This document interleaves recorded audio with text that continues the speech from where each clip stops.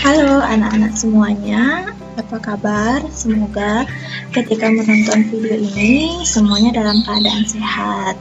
Hari ini kita akan bahas tentang materi lanjutan dari materi sebelumnya di momentum dan impuls. Hari ini kita akan bahas tentang tumbukan. Apakah sudah ada yang pernah mendengar sebelumnya apa itu tumbukan? Jadi tumbukan ini sebenarnya banyak sekali kita temui di kehidupan sehari-hari. Jadi untuk yang penasaran apa sih itu tumbukan dan di mana kita bisa melihatnya, mari kita simak video berikut ini ya. Baik, adapun tujuan pembelajaran kita kali ini yaitu ada dua. Peserta didik mampu memahami konsep tumbukan, dan yang kedua adalah peserta didik mampu menerapkan konsep hukum kekekalan momentum. Yang pertama kita mulai dari pengertian tumbukan. Nah, dalam membahas fisika, sebelum kita ke konsepnya, itu sangat penting kita tahu makna, definisi, ataupun pengertian dari suatu istilah. Ini juga berlaku ketika kita membahas tumbukan. Tumbukan itu adalah suatu peristiwa dua buah benda yang saling bertumbukan atau bertabrakan. Nah, hal ini juga dapat diartikan sebagai dua buah benda yang saling memberikan gaya dalam waktu yang relatif singkat. Nah, di mana kita bisa menemui tumbukan ini? Fenomena penumbukan atau peristiwa tumbukan ini dapat kita temui misalnya ketika bermain bola basket. Ketika mendribble itu terjadi proses tumbukan di sana, atau bisa juga ketika bermain bola biliar. Baiklah, setelah kita mengetahui pengertian dari tumbukan, sekarang kita lanjut ke jenis-jenis tumbukan. Nah, ada berapa sih jenis-jenis tumbukan? Tumbukan itu dibedakan menjadi 3 jenis. Yang pertama, tumbukan lenting sempurna. Yang kedua, tumbukan lenting sebagian. Yang ketiga, tumbukan tidak lenting sama sekali. Baik, kita bahas yang pertama, tumbukan lenting sempurna. Pengertiannya adalah sebuah proses tumbukan di mana tidak ada energi yang hilang dan jumlah energi kinetik sebelum dan sesudah tumbukan adalah sama. Prosesnya itu bisa dilihat misalnya ada dua buah bola yang bertabrakan, di mana bola A dan bola B itu memiliki kecepatan masing-masing dan mereka arahnya saling berhadap-hadapan seperti ini. Proses ini adalah proses sebelum tumbukan. Nah, ketika yang kedua ini proses saat tumbukan, dan yang terakhir ini adalah proses setelah tumbukan. Jadi bisa dilihat di gambar, dia memiliki arah yang berlawanan kecepatannya setelah bertumbukan, tapi memiliki besar kecepatan yang sama. FB sebelum tumbukan itu sama dengan FB aksen setelah tumbukan. Jadi berdasarkan peristiwa ini dapat kita tentukan ciri-cirinya. Yang pertama, kecepatan sebelum tumbukan sama dengan kecepatan sesudah tumbukan, namun memiliki arah yang berlawanan. Ciri-ciri yang kedua, berlaku hukum kekekalan energi kinetik, diturunkan seperti persamaan berikut. Eka awal ini kegiatan proses awalnya itu sama dengan Eka akhir. Eka energi kinetik tentu masih ingat, itu adalah setengah M massa dikali kecepatan yang dikuadratkan. Eka 1 misalnya benda yang A sebelum tumbukan, Eka 2 itu untuk benda B sebelum tumbukan, Eka 1 aksen untuk benda A sesudah tumbukan, Eka 2 aksen itu adalah untuk benda B setelah tumbukan. Turunkan kesamaannya, Eka 1 setengah M1 V1 kuadrat plus setengah M2 V2 kuadrat sama dengan setengah M1 V1 aksen kuadrat lalu setengah M2 V2 aksen kuadrat. Nah, jadi persamaan ini kita gunakan untuk menentukan misalnya ada salah satu besaran yang tidak diketahui, misalkan untuk kecepatan bola A yang setelah tumbukan. Tadi kan kita simbolkan dengan V1 aksen. Jadi kita bisa menggunakan persamaan ini. Sekarang lanjut untuk ciri-ciri yang ketiga, yaitu berlaku hukum kekekalan momentum. Tentu kalian masih ingat untuk mencari momentum itu adalah M dikali V. Ya, jadi untuk hukum kekekalan momentum ini berbunyi momentum awal sebelum tumbukan itu sama dengan momentum akhir setelah tumbukan. Di sini juga sama karena ada dua benda, berarti dia P1 plus P2 sama dengan P1 aksen plus P2 aksen. Kita turunkan persamaan ini, dia menjadi M kali V1 plus M kali V2 sama dengan M kali V1 aksen plus M kali V2 aksen. Jadi untuk masing-masing besaran ini tentu kalian masih ingat satuannya. Untuk M itu massa, satuannya dia kilogram, dan V itu kecepatan, satuannya meter per sekon. Untuk koefisien restitusi atau E itu sama dengan 1 pada tumbukan lenting sempurna.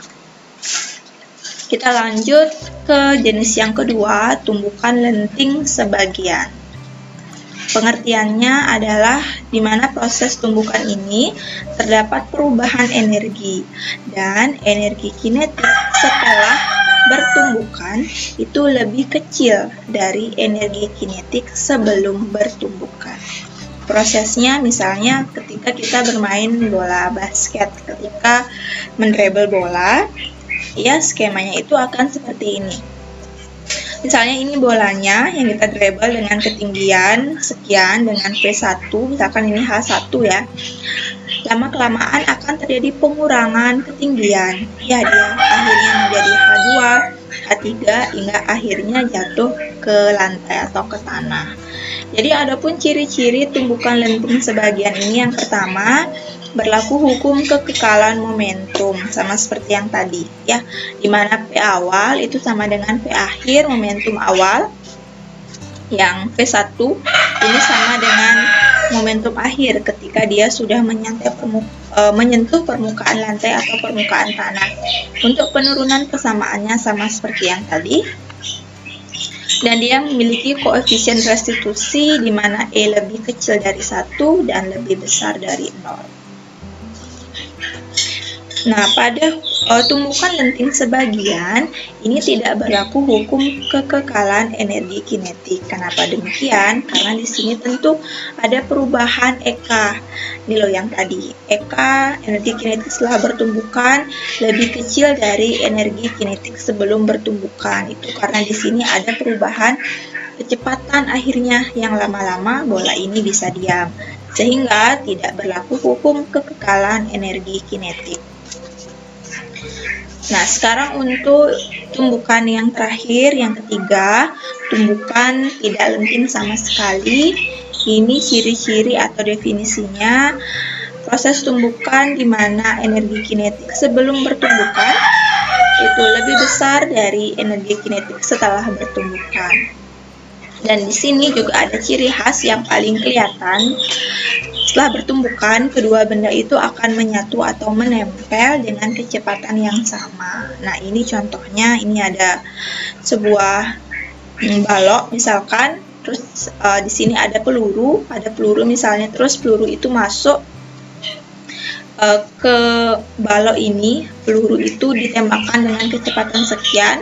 Ini awalnya benda yang ditembak itu dalam keadaan diam, lalu pelurunya bersarang di balok ini dan kemudian dia menyatu atau menempel dengan kecepatan yang sama, dia bergerak kembali. Jadi itu dia contoh tumbukan tidak lenting sama sekali. Untuk ciri-cirinya berlaku hukum kekekalan momentum ya, P awal sama dengan P akhir, penurunan rumusnya sama seperti dua tumbukan sebelumnya, koefisien restitusinya sama dengan 0. Nah, kalau koefisien restitusinya sama dengan 0, ini berarti V1 aksen itu sama dengan V2 aksen. Kecepatan peluru setelah tumbukan itu sama dengan kecepatan balok setelah dia bertumbukan. Baiklah, sekarang kita lanjut ke contoh soal. Biasanya kalau kita hanya membahas tentang konsep persamaan-persamaan, itu rasanya akan lebih sulit kita pahami. Jadi untuk memudahkan kita memahami konsep-konsep itu, ataupun untuk menguji apakah kita sudah paham, itu biasanya kita coba ke contoh soal. Di contoh soal ini kita coba dulu dengan soal yang pertama. Sebutir peluru 20 gram bergerak dengan kecepatan 10 meter per sekon arah mendatar menumbuk balok bermassa 60 gram yang sedang diam di atas lantai. Jika peluru tertahan di balok, berapa kecepatan balok sekarang? Misalkan bertemu dengan soal seperti ini, langkah pertama yang kita lakukan itu adalah kita menuliskan dulu apa yang sudah diketahui di soal. Sebutir peluru dengan massa 20 gram, kita buat dulu MP, massa peluru 20 gram. Kecepatannya berarti VP, kecepatan peluru 10 meter per sekon. MB, massa balok, di sini ya ada 60 gram. VB, karena dia sedang diam, berarti dia memiliki kecepatan 0. Yang ditanyakan kecepatan balok sekarang atau kecepatan balok setelah tumpukan VB aksen. Nah, bagaimana sih cara kita menentukan apakah dia tumbukan lenting sempurna atau tidak lenting sama sekali? Kita lihat di soal ini ada baloknya sedang diam, berarti dia adalah tumbukan tidak lenting sama sekali.